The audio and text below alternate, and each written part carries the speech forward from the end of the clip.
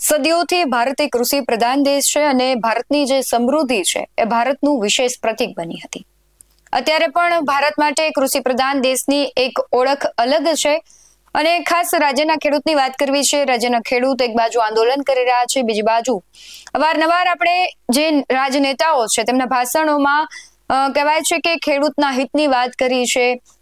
તેઓ એવું પણ બોલે છે જય જવાન જય કિસાન, પરંતુ શું ખરેખર કિસાન છે એ નીતિઓથી સરકારની સંતુષ્ટ છે? વાવણીની સિઝન છે, ખાતરો નથી મળી રહ્યા, લાઈનમાં ઊભું રહેવું પડે છે. બીજી બાજુ સૌથી મહત્વની વાત એ છે કે એક જ સરકાર અલગ અલગ રાજ્યોમાં શાસન તેનું હોય અને બીજા રાજ્યમાં જો ખેડૂતોને એ નીતિ અને એ યોજનાનો લાભ મળતો હોય તો એ યોજના આ રાજ્યમાં લાગુ કરવામાં શું વાંધો આવે છે? ખેડૂત પ્રત્યેની સંવેદના બતાવતા કૃષિ મંત્રી એવું તો કહે છે કે ખેડૂતો સાથે છેતરપિંડી જરાય નહીં સાંખી લેવા.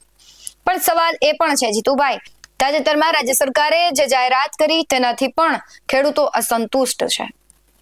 સવાલ એટલા માટે થઈ રહ્યો છે કારણ કે ખેડૂતો સાથે છેતરપિંડી જરાય નહીં સાંખી લેવાય એવા નિવેદન કૃષિ મંત્રી તો કરે છે, પણ કૃષિ મંત્રીને એ પણ ખબર હોવી જોઈએ કે રાજ્યના જે ખેડૂતો છે એને પૂરતા પ્રમાણમાં બિયારણ નથી મળી રહ્યા.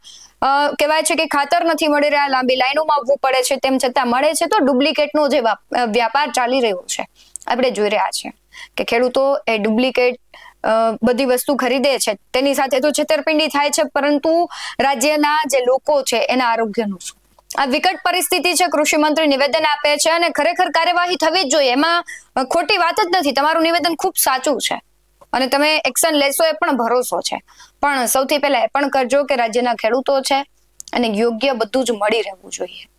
તમે વિકાસ કરો એમાં કોઈ જ ના ન હોવી જોઈએ. એનાથી અમે પણ સહમત છે, ખેડૂતો પણ સહમત છે કે રાજ્યનો વિકાસ થવો જોઈએ, પણ ખેડૂતનો વિનાશ કરીને જો રાજ્યનો વિકાસ થાય તો એ તો દુર્દશા તરફ આપણે એક પગલું ભરી રહ્યા હોય એવું દેખાઈ રહ્યું છે.